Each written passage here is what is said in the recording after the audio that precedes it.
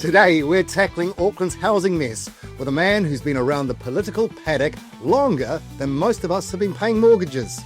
He's survived cabinet, he's on Auckland Council, and he's a friend of mine, friend of the show who pulls no punches. Maurice Williamson is here, the bloke who everyone knows has the political playbook.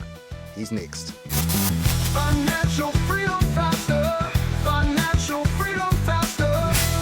Now, if you're actually wanting to make money instead of sitting on the couch sulking, watching the neighbours place double in value while you refresh Trade Me, hit the subscribe button, because in 2025, more Kiwis are getting their property brains from this show than anywhere else. Be the one who sets the pace before your mates cotton on. Maurice, Auckland's been told to zone for 2 million houses.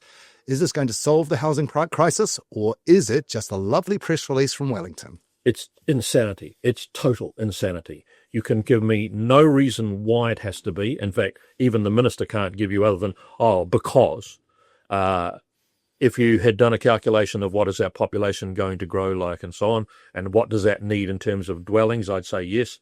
The graphs are all sitting like this, and the headroom is up here somewhere at 2 million. So it's an insane number. It will drive ridiculous development into suburban streets that's not needed, damage the property prices of people's ordinary homes in a street.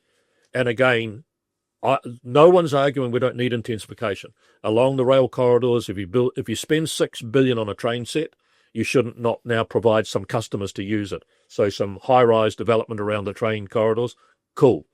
Similarly with some of the bus corridors, well, I think the Eastern Busway, when it's done, I think Pakuranga Highway, which has got enough public transport on it to warrant it. But what they have done with Plan Change 78, and now we've been told you can replace Plan Change 78 if you like, but it must have at least the same number of dwellings or more. And it makes no sense. I cannot get Christopher Bishop to give me a cogent answer. I know a number of people in the National Party, senior people, who are beside themselves with anger as to what's going on. But they literally stuck with a government who's saying we're doing it no matter what. It's sort of an arrogance. Yeah, it is. Okay, well, I'm going to be disrespectful in a respectful way. You're a National Party hack. Yep. You've been in a number of governments as a cabinet minister. Yep. We all know the government's behind in the polls, and if you lose Auckland in the election, you lose the election. Yes. So what the hell is going on? Well, your numbers need to be really clear on this. At the last election, in the 22 seats that make up Auckland, National got 45% of the party vote. In all the remaining 2/3 of the country, it got 35. Right. That 10% difference meant Auckland gave them the government. Okay, so where are the They're guardrails? losing that. Where are the guardrails on Christopher Bishop? Well, I don't know why they aren't reading the tea leaves, because here's the line I've run so often, and it just beggars belief. When the last lot went out, they were thrown out like, don't ever come back. Yes, absolutely. Don't darken the door of government again for at least 2 terms. Yeah. At least. Yeah. And everyone says, well, they're gone. Who good? And they're unelectable now, Maurice. Well, But don't look. National's giving them the chance, because they've got Labor's got no policy whatsoever. Hasn't come up with one idea. They're tinkering about whether they do a wealth tax, but they're not saying. They might be doing something on the capital gains, but they're not saying. You have so many exemptions on the capital gains tax, it'll probably end up getting $1.50 of revenue when it's all done. But why are they neck and neck, and in fact in many polls now slightly ahead? That is because National has not done any of what it said with the big ticket items it was going to do.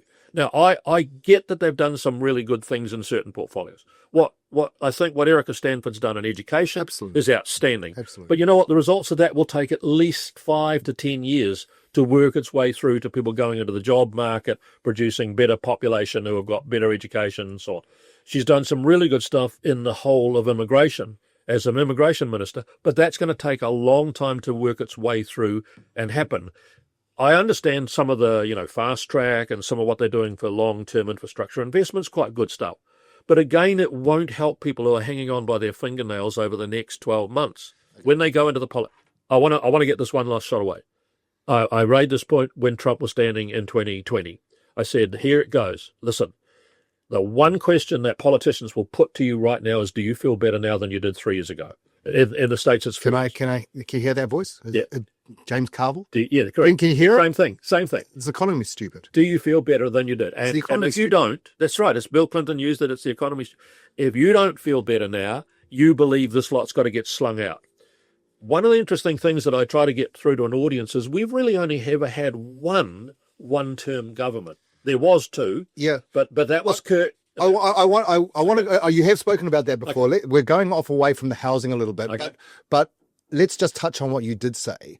Now, I saw the figures where food was up 12% in inflation in 2023. It's up 5%. Now, it's still bloody expensive. Like that's the problem. Yeah, and if you take that at the sort of micro level of people's everyday life, just go to Nicola Willis's budget for 2025 and have a look at the graphs of spending, of debt track, of public servants employed and so on. They were all going to be completely bent out of shape and point downwards. The spending track was going to do this, the debt track was going to do this, we were going to take away a massive chunk.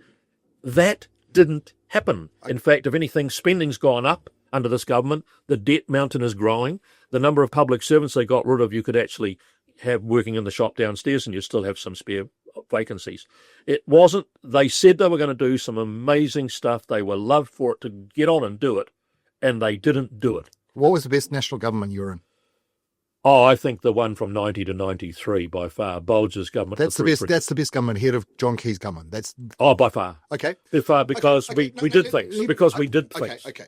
So let me use the analogy that the 2015 All Blacks are the greatest All Black side that ever was. They ran back to back. You've got your cabinet from 1990 to 1993. I think Jim Bulger's 89. I was looking the other day. Yeah. Right.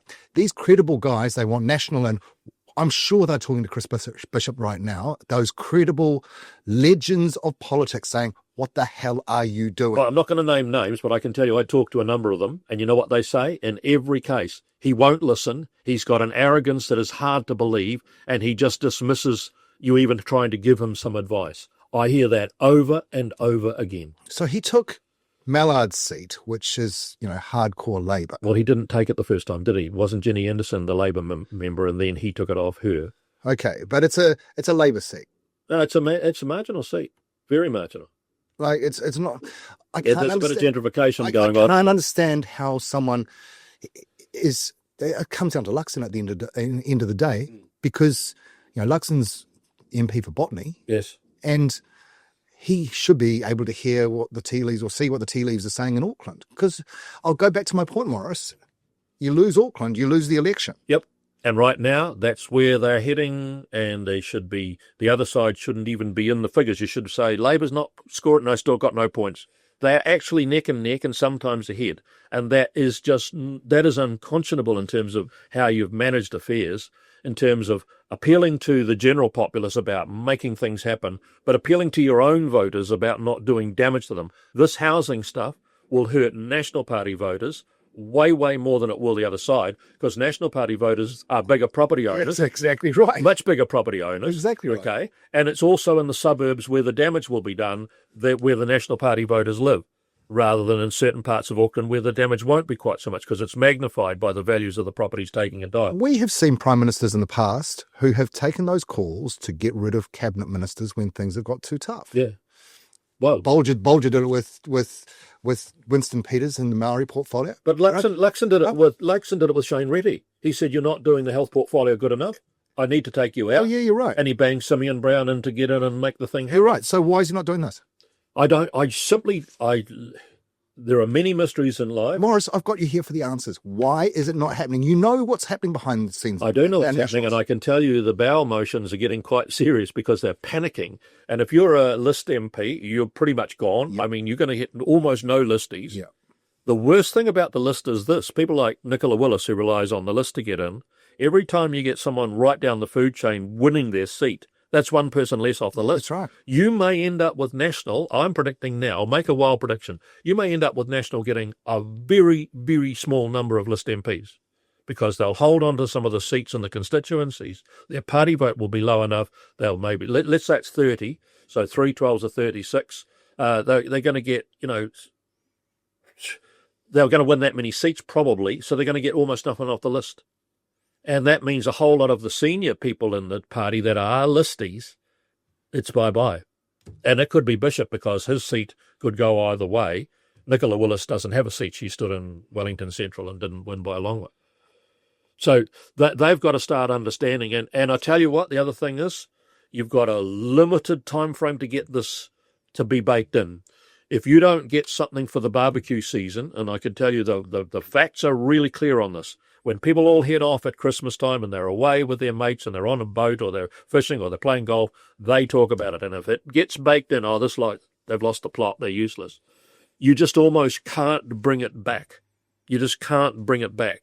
It's almost like a tsunami is coming at you, and you can maybe save a bit of the deck chair and some of the furniture, but it's going to wash right over the top of you before you can then get back into the race. That should not be. Christine Fletcher and Mike Lee think there's a third option: stall, delay, rethink. Is there? Well, I would like to say, first question up, why the urgency? Why not take 2 or 3 years of some work on this, get some options, get some cost benefits, get some really good submissions from the people that matter in the property sector about what? Because it's not the next 2 to 3 years that we're talking about. The next 2 to 3 years is all totally done. It's the sort of 20, 30, 40-year future of the city. We're trying to do it right now while most councillors like myself are out doing door knocking trying to get elected, so there's no one back at their desk doing any work. We've been given to this week to get it done when we only saw the stuff about a month ago. This is insanity. It seriously makes no sense. I have been in politics so long, and I've seen really hard calls taken, and the reason for them was, you go, yeah, I get it. I know, I get what. I see where you are. What we did in the Mother of All Budgets 91, we literally had to do it. But this does not have to be done. And when Chris Bishop makes the insulting comment in the Herald, oh, well, I lived in Auckland in my late 20s, so I know Auckland well. Well, I lived in Wellington for over 30 bloody years, but I wouldn't claim to know it well in terms of I know what your properties are like and what it means to you. That's an insulting comment. And the arrogance now is just, I don't care. I don't care. Who's supporting him? Who's supporting him? Well, it has to be the leader, because the leader would have normally said, I want you upstairs, please. Sit yourself down here. We're going to talk about He's an Auckland MP. Well, he's not really, because the Prime Minister's hardly spent any time. You know what I mean. No, you're missing the point. No, he lives in Auckland. No, he doesn't.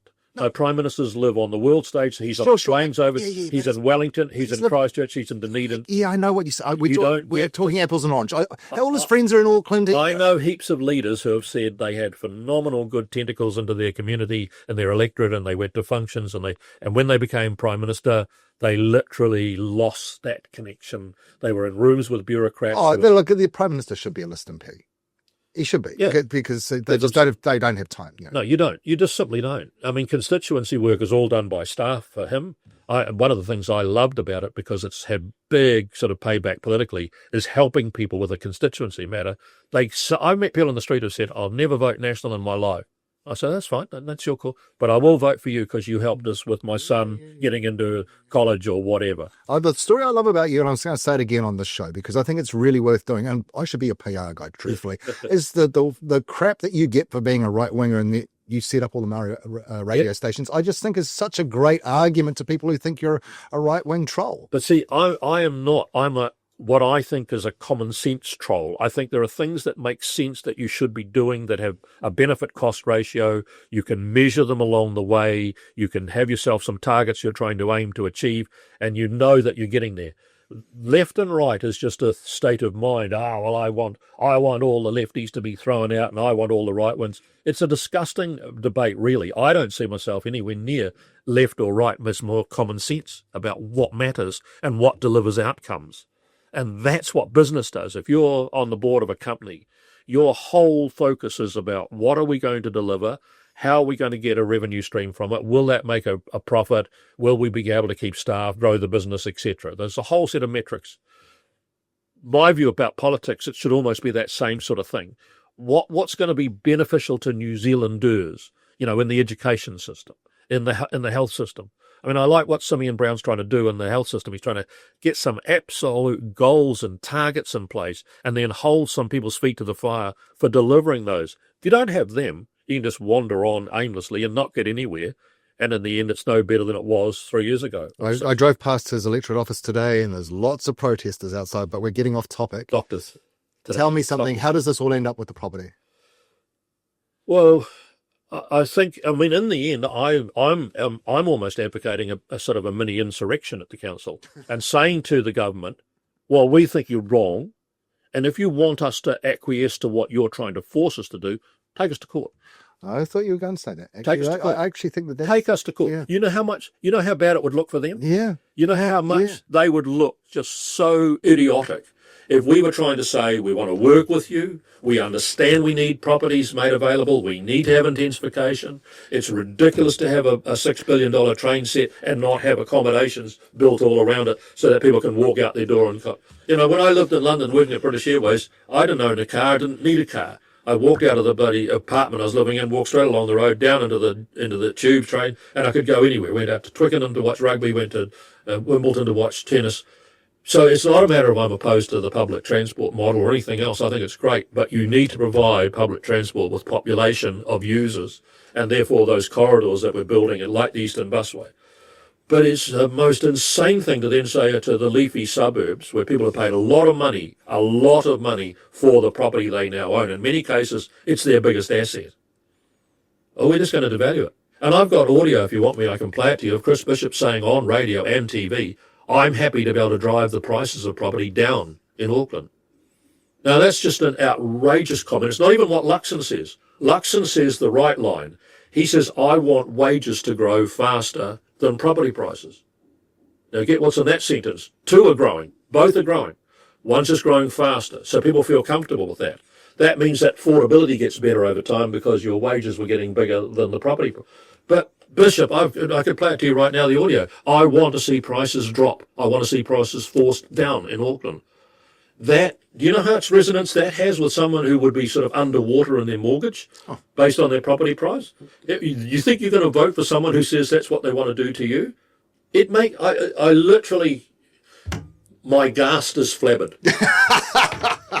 There you go. My ghast is flabbered. Very good. Maurice Williamson, thank you very, very much for your time.